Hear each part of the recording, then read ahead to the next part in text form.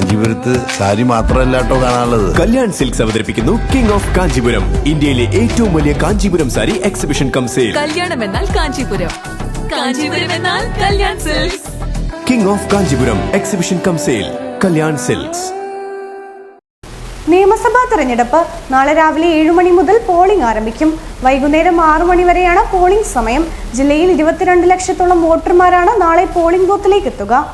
നിയമസഭാ തെരഞ്ഞെടുപ്പിലേക്കുള്ള പോളിംഗിന്റെ എല്ലാ ഒരുക്കങ്ങളും ജില്ലയിൽ പൂർത്തിയായി. 22 ലക്ഷം വോട്ടർമാരാണ് നാളെ വിധി എഴുതുവാൻ പോളിംഗ് ബൂത്തുകളിലേക്ക് എത്തുക.